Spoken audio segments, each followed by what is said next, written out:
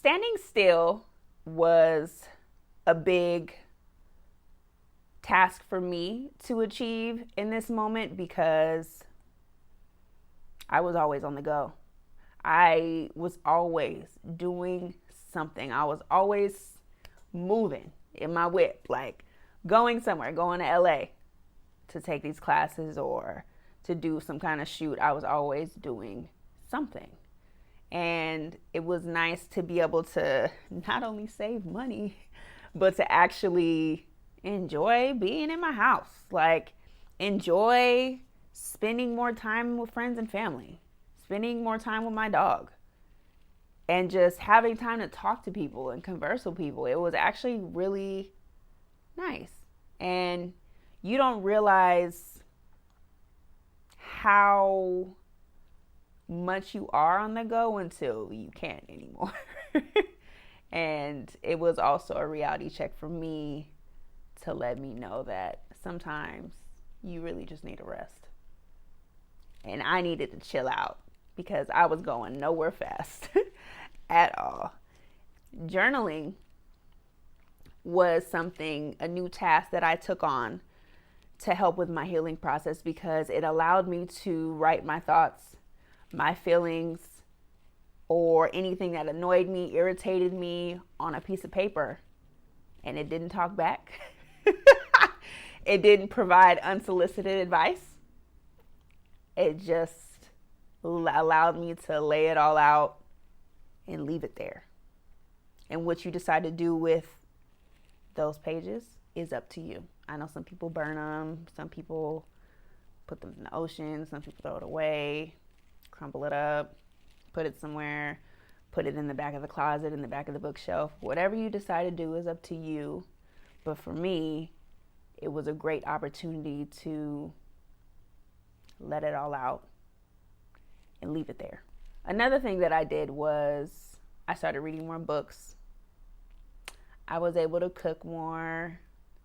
I was able to meditate for real. Stretching, really just doing things that allowed me to be present in the body. And it was nice. It is really nice to just explore different ways of healing and explore time with yourself, by yourself. It was really dope, and I definitely suggest it. I also had the opportunity to take on projects and different things that I was always putting to the side. Always putting to the side. And in this experience, it allowed me to tap into a new sense of creativity. It also allowed me to decide and realize that I am more than just dance. And it's time to explore different ways on how I can bring that to light and how I can utilize it for not only my own healing, but to my benefit of propelling my business forward and propelling myself forward, most importantly. I suggest getting a pet. I don't care. I have a dog. She's a puppy. She's a Maltipoo. She is my fur baby. And luckily I had her before I got injured because they are great support systems, emotional support animals. She's my unintentional emotional support animal. I don't care if you get a rabbit. I don't care if you get a cat. I don't care if you get a pig. I don't care if you get a goldfish, a lizard. Get a pet, because a pet is going to, one, they don't talk back. And they love you, especially dogs and cats. They love you no matter what you do. And it is a great feeling to have something that, in often cases, loves you more than you love yourself. So get a pet. Take your mind off of your stress and just kind of give to something else. It's really nice. The next tip I would suggest is doing all of the things that you still enjoy. For me, I didn't go out for a while because I lacked the confidence to carry myself in certain types of spaces. And I had a friend's birthday party that came up, and I was like, you know what? I'm on these crutches, and I can't wear heels, but I'm still gonna go, and I'm still gonna make sure that I look good. So it was something about focusing on something that made me happy, like getting dressed up, doing my makeup, doing my hair, wearing a cute outfit that made me feel good inside. And not only that, I got to be around my friends.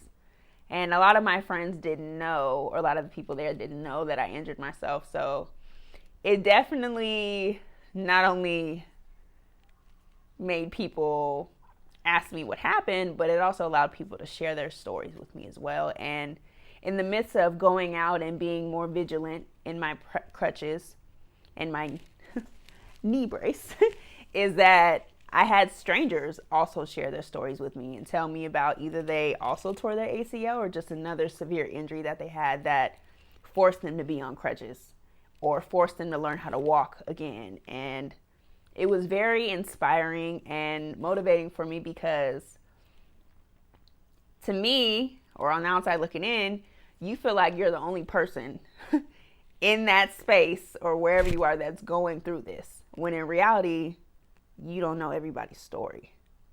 You don't know what else other people have gone through or where they got, what they had to do to get to where they currently are. So it was nice to have other people share their stories and also have people provide nice compliments, such as I inspire them for coming out despite my circumstance, because it says a lot about who you are as an individual and how you view yourself, when in reality, they didn't know that I didn't have the confidence in that moment. But just because I was out in my crutches and my knee brace, to them, it looked like, oh, wow, she's confident. So I just want to say to you that just because you are in a new space in your life and you may lack the mobility that you had previously, but doing the things that you enjoy still matters because you enjoy it. That's what makes you happy.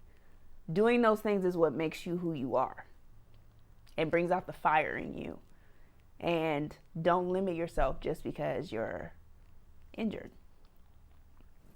Don't do that, because you're doing yourself a disservice of happiness, gaining a new experience, and in my case, meeting new people.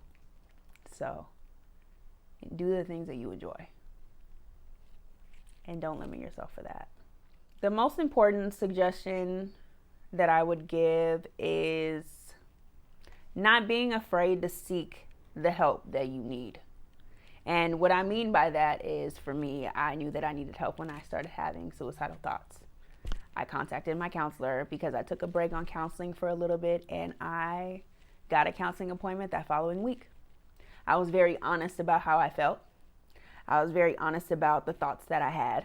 And I was also very honest about how I was very close to actually succeeding with the thought that I had. And one thing about counseling or any other holistic approach to healing, whether it's a religious standpoint or holistic or counseling, whatever your definition of healing is or seeking the help that you need is, please do it. But make sure it's professional and make sure that it's the appropriate service that you need to acknowledge where you are and where you want to go. Because if you're not honest with yourself about how you feel or just your thoughts, you're not gonna heal. You're initially really suppressing everything that you're going through, and that's not how you grow. Being honest with yourself is where it starts. Being honest about the fact that you need help is not only scary, but it's also very courageous, because everybody doesn't speak up and everybody doesn't seek the help that they need to heal. So if you are depressed, please seek the professional help that you need. And I commend you for doing it if you already have. It's okay. It doesn't mean you're weak. It doesn't mean that you're not able to handle your circumstances. It just means that you just need help, an outside opinion, an outside perspective to maneuver through this new adjustment in your life. And it's okay. And don't be afraid to do it. One thing that I want to recommend to you if you're having a hard time figuring out what you need to do to heal, take the time out to acknowledge small accomplishments. For me, something as small as acknowledging the fact that I put clothes on, that I took a shower, that I brushed my hair is an accomplishment. I know it might seem very, very minute, but it is important because it's an accomplishment. It's an accomplishment to have that conversation with yourself, knowing that, look, I'm not okay, but I'm not about to sit in these funky clothes all day. I'm about to go up in here and wash my ass. It's about, again, it also plays a role with being honest with yourself. So please feel your but don't sit in your